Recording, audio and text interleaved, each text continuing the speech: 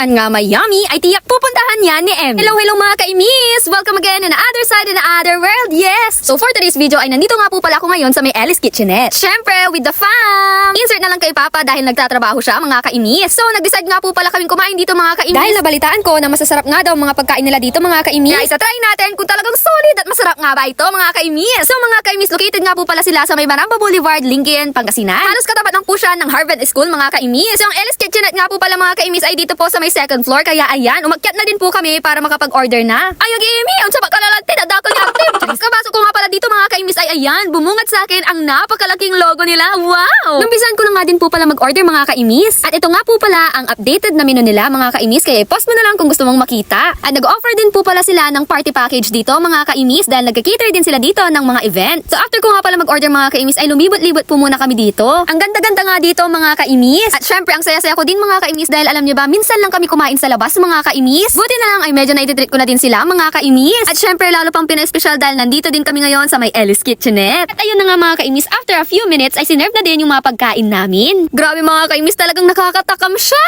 Manilo lang talaga, Manilo. So ito nga po pala ang pagkain namin for today's video mga kaimis. So meron pa ako ditong family bundle na nasa bilao na meron ng chop suey, pork belly kare-kare, ensiladang talong, okra, ampalaya, kamatis at sibuyas, homestyle chicken quarters at syempre may rice na din. Oy Amy, nalukilan mga tutan. Syempre bukod doon sa family bundle ay meron din kami ditong bangus a la pobre. Huy! Syempre hindi din mawawala ang crispy hito at hindi mawawala ang pansit canton gisado na ang bango-bango.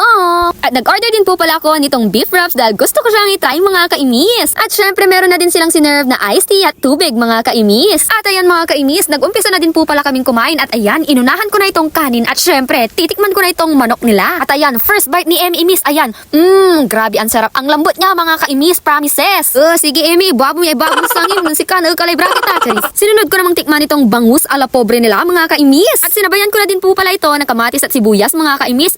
Bugs. Hindi siya a la pobre mga kaimis, alayaman siya, alayaman. Alayaman! Charis. After nga ng bangus a la pobre mga kaimis ay sinunod ko naman itong crispy hito.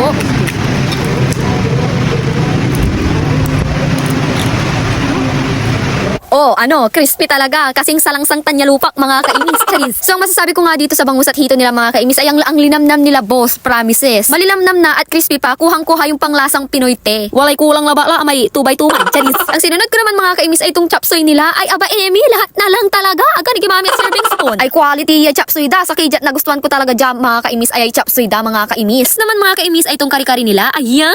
Habang mambababa ni sang ilas, mga lalay sila lamang. Agay lang. Ang lambot nga nitong kari-kari nila mga kaimis pero tikman pa rin natin ang lasa niya.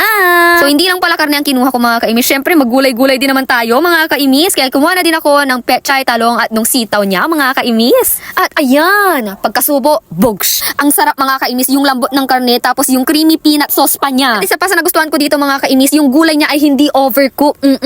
Kung makikita nyo naman, kinikilig na ako dyan pero hindi pa ako tapos mga kaimis. Next naman na trinay ko ay itong beef wraps nila mga kaimis. Pagkakagat ko nga mga kaimis ay ano ba yan? Ay talaga naman mga kaimis, unang kagat, sabit lahat. Singa na malo alalaingan niya kanding mga kaimis, asabit niya braces ko iray letos. Panpasensyahan nyo ala, talaga walong sasabit, walay braces ko mga kaimis. At hindi ko na nga kayong magpanggap mga kaimis at kinamay ko na lang itong beef nila, charis. So parang nga siyang shawarma mga kaimis pero much bigger yung mga beef niya sa loob at talaga naman, sulit na sulit ang palaman niya sa loob. Ang last naman but not the least na tinikman ko mga kaimis ay ang kanilang pansit canton gisado. New video nila ba, awanan nang nyo lang talagang masambong yung pansit da, ayaga kinulang dya sambong. Kasubo ko nga ng pansit canton gisado nila mga kaimis ay ayan, napasuntok pa ako sa ere mga kaimis dahil nga sa sobrang sarap. Hindi yan eme-eme mga kaimis kasi totoo talagang masarap yan mga kaimis. Tapos yung sambong pa niya or yung sahog niya pa is yung atay ng manok mga kaimis. Diba ang sarap niyan talaga sa pansit canton at yung hinahanap-hanap ko na nahanap ko dito sa may Ellie's Kitchenette na pansit canton gisado nila. Anto oy, dyaing kabakog ko mga kaimis. Aparo ka na lawari. Nitan, iminuma lines tida. And ayan. Sulit na sulit talaga dito sa may Ellie's Kitchenette mga kaimis. Promises ko yan sa inyo. Ay talagang nag-enjoy nga kami dito ng pamilya ko mga kaimis. Dahil bukod sa Instagramable na place, mababait at accommodating na staff, syempre hindi ka manghihinayang sa gagastusin mo dahil napakasarap talaga ng mga pagkain nila dito mga kaimis. Kaya kung single ka, naghanap ka ng pupuntahan this February 14 o kaya naman ang mga problema ka kung saan may didate ang jowa mong toyoin, ay sagot ka na ng Ellie's Kitchenette mga kaimis. Dahil this February 14 nga mga kaimis ay meron silang eat all you can buffet for only 350 pesos per head. So mag-i-start nga pala ito ng 10 a.m. to 3 p.m. for lunch and 5 p.m. to 10 p.m. naman for dinner mga kaimis. Kaya kung gusto mong magpa-reserve, ay message mo lang sila sa kanilang page page or di kaya pumunta ka na lang sa kanilang pwesto mga kaimis. Oh, binigyan ko na kayo ng idea mga kaimis ha. Alam nyo, deserve nyo yan this Feb Ibig mga kaimis. Kaya go na, minsan lang naman to, once a year lang to mga kaimis. Kaya go, go, go! Tsaka papalagpasin mo pa ba? Syempre eat all you can yan. Ang dami mong pwedeng pagpilian dahil sa dami ng menu nila mga kaimis. So anyways mga kaimis, ayan, talaga naman nag-enjoy ang nanay kong blandian. At sure naman talaga akong nabusog sila.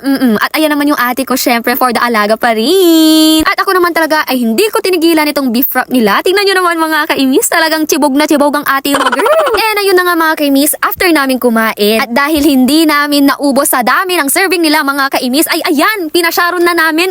Hindi na talaga kami lugi dahil talagang may sharon pa. Ayun na nga mga kaimis, after nga namin mag-sharon ay kumain pala ay umuwi na din kami. Maraming salamat nga pala Ellie's Kitchenette. Special mention po kay Ate Mengay na maganggana. And dito ko na din po pala tatapusin ang video na to mga kaimis. So see you again on my next vlog. Bye!